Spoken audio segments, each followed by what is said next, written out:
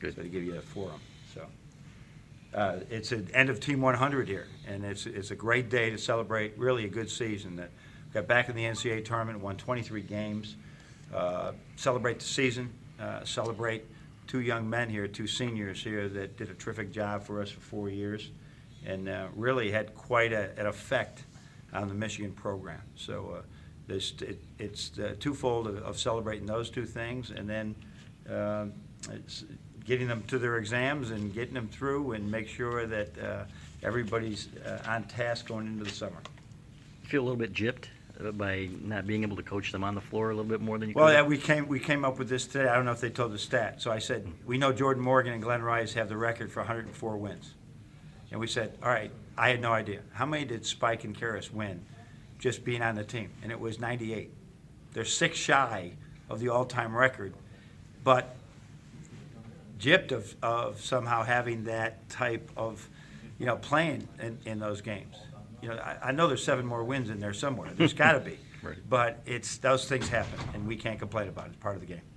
Are those, in terms of your staff, obviously you lost LaVelle, what's the replacement situation? Yeah, I mean, what I'm doing right now is we're right into we get the banquet right into a recruiting period. As you know, when you hire staff, there's a lot of hoops you got to jump to, historical backgrounds, all these things that we got to make sure. So I'm really taking my time. I hope to do something, but it probably won't be in April. It'll probably be in May. And what happens, Chris is going to go on the road. Okay. And obviously Jeff's on the road and Bakari's on the road. So we can do those 4 and just see where it goes. But what I'm doing is I'm on the phone a lot. Haven't done anything formally, on the phone a lot, just getting input. And getting input, really, it's an important hire. Are people still talking to your other coaches? You had said that there was... There's always a possibility of that, yeah. I mean, there's still some jobs to be filled, and like I said, they're good enough, and they should. And if given the opportunity, they do well. You've never had to hire anyone for 6 years. Do you have, I guess, Yeah. a process that Yeah, you've used in the past, or? I'm trying to remember that process, seriously, because we've been able to do this, and I talked with someone who was in the process with us last time and said, okay, how do we do that last time? Because I remember we had Val and Bakari both work out my son Patrick, and so I was telling Brian Smothers, you better get in shape, because if I bring somebody in, I want to he'll voice inflection. I want to watch them coach. So I know that will be a part. I believe that will be a part of the process, but I want to make sure that we are get the right guy for what we need right now at this time. But I don't want it to be a quick fix either. I want to be a guy that is coaching here for a long time. Guessing you've got a few applications? Yeah. There's I don't even want to give you a number, but it's short of 100 somewhere. Wow. Of just not, I wouldn't say applications. It is people that are just have reached out somewhere. I found out one thing: too many people have my cell phone number. I found that out very quickly in this process. Is it different this time because you guys have had the success? I mean, do you think you're getting a different caliber of candidate? We really did well with Bakari and Val, so I hate to say that like we did, but I Those are think the when resumes. Val and Bakari came in here, it wasn't like we had just been to the national championship game and won a Big Ten championship. So but I think that it's Michigan. I think the talent pool would be similar. When you brought in Val and Bakari, those were guys, they had ties in the Midwest and things like that, but there was no real direct link to coaching trees. Right. There was some degrees of separation, but there were no direct ties to you. Is that, do you really open this thing up, or are you going for familiarity? No, that's the balancing act of finding the right guy. I find that there's a lot about loyalty, and I really embrace that. But my number one loyalty is the University of Michigan, and to my family that I can stay employed. You have the right guys. You know what I mean? You got to do the right thing for you to make sure you can continue winning. So you take that loyalty and you just do your best with what you have, and then at the same time, wait a minute, every time I get somebody I don't know, they're bringing me new ideas, just like Bakari and Val did. And I embrace that. So I'm looking at the whole deal. I do want to make sure that I can either have a relationship with them, or in meeting them, it's easy to see we would get along really well, that we would. But I don't want a yes man either. I want a guy to bring me new ideas. I just blanked. sorry. That's You- okay. you Oh, up? wait, I got it. Go Sorry. for it. Val, I don't know if you saw his opening press conference or anything like that, but what do you think about seeing him now as, I feel like it's almost like a dad, No, watching no, a kid go it, off to no, college it or really, something like that. I did not see it, but he has been talking to me regularly. We've talked every day about different things that could come up. And I feel very strongly this is, wherever he was, I don't care where he is, he's gonna do a brilliant job. And so I do feel proud. I think you'd have to do that. It's either my 5th or 6th Division I head coach. I think I've had one coach who was no longer there, but I think it's the 6th time a guy's been a Division I head coach that used to be on my coaching tree. So I'm really proud of that. That's a pretty big number for a guy who came up the way I did. So that shows great respect for the program. You operating on the premise that Bakari will be here or won't? I am operating, he's going on the road this weekend. Okay. For Spike, he said that after Aubrey, he spoke with you. Mhm. What was that We conversation? talk almost every day. He's going to come over to my house. As soon as the recruiting period's over, I have a tradition of bringing the guys over for a steak. I might even see if I can give him his first beer he's ever had in his life, if he wants to have a beer with me. So I'm sure he's never had one in Ann Arbor. So he's going to come over to the house and Karis, but we talk all the time because he's been working out in the gym after our workouts. And so the relationship continues to be, and I'm looking at every option, but I don't have an answer for you yet. Have a lot of coaches reached out to you in terms of pursuing him? No, but I can't say they haven't reached out to the assistants. Do you know which coaches are from what programs? I wouldn't tell you that, but I do. Maybe not. over our first Yeah, beer. yeah, over your first beer. You anticipating no further attrition, like you said last week? That's the plan, Okay. but I can never tell you that. Okay. That is the plan. And so every day could be different, but that's my plan right now, that we're going to go into this with the options we have of still one scholarship remaining. Where does that stand? I mean, you said, is it grad transfers primarily you're looking at? or- If you look at our team, a grad transfer would be, it would not bother our 17 class, which we think has a chance to be really strong, and it would also give us immediate impact. However, I'm not ruling out anything. But that's where your focus would be? No, I'm focusing on what's best for the program. Okay. If it's a grad transfer, but he's not the right fit or what we Sure. need, then we do anything, or just sit on it. Just do that. We got some walk-ons, we got some guys that could give us time, and we'll see where it goes. Would you in any way consider a 2016 kid? Yeah, if it was the right kid, yeah. With that scholarship, like I said, when we had the last time, like I said, I told you, the last time we had these transfers, that's why Spike and Karis are here right now, right? That I think the 2 of them transferred, and Spike, and it gave them an opportunity for those guys, and Karis, it couldn't have been later. Well, I think he came to visit, it was almost May or June, he came to visit. So, and Spike was another story. Last days of the recruiting period, I was there. So anything can happen.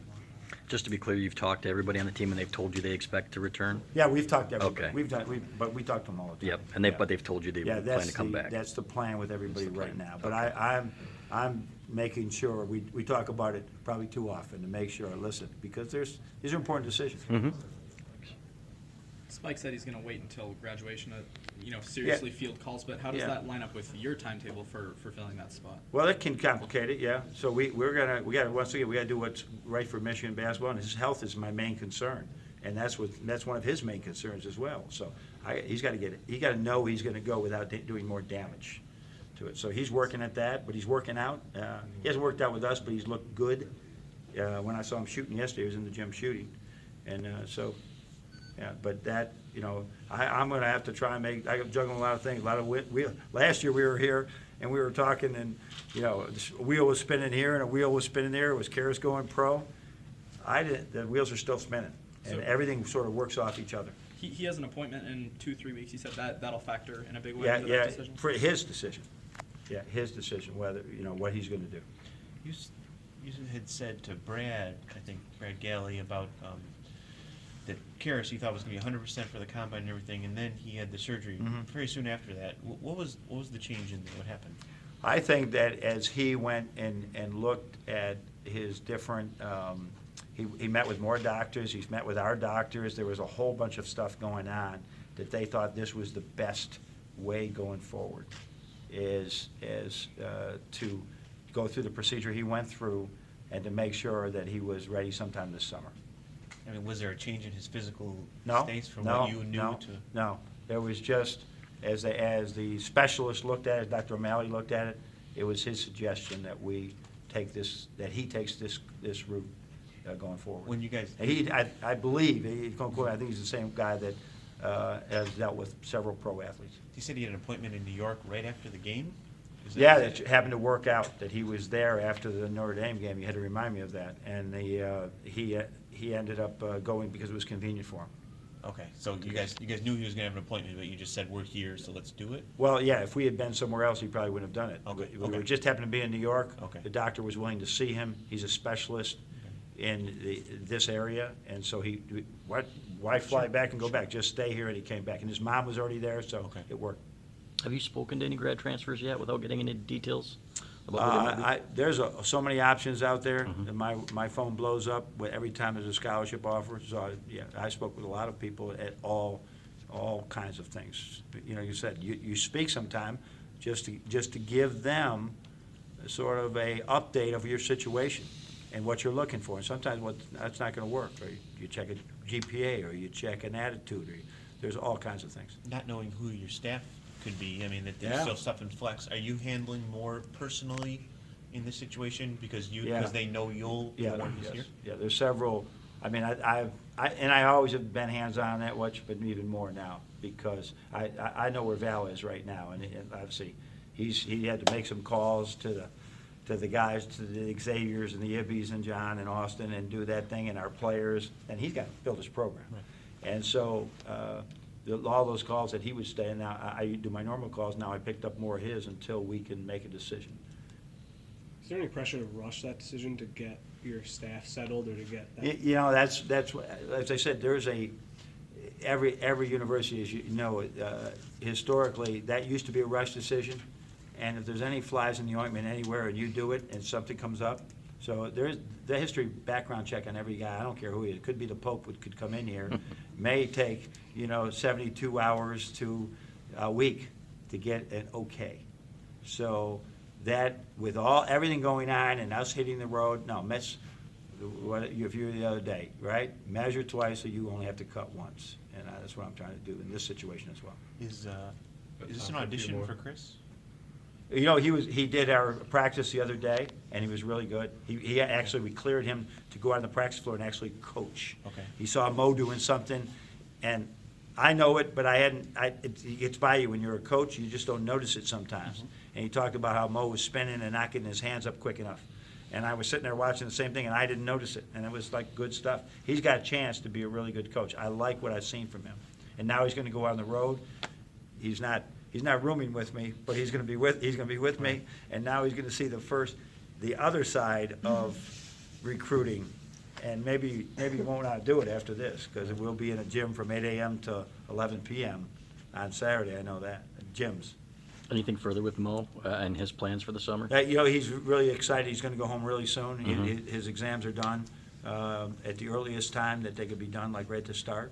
And so he's had this ticket, and I'm so excited for him to go home. Yep. But I anticipate he's gonna come back early for the July and get as much work as he can in the summer.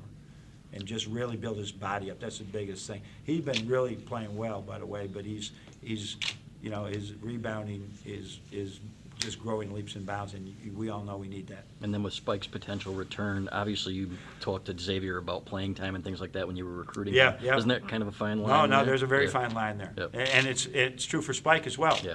That the Spike wanted to come back where he shared big-time minutes with two other guys. Right. So there's a lot involved in that. And so we're very transparent, and like I said, if I didn't have a relationship I had with Spike, this would be more difficult. We just talk openly about all this stuff. And I want what's best for him, and he wants what's best for Michigan. And if it works out, it works out. If not, I'll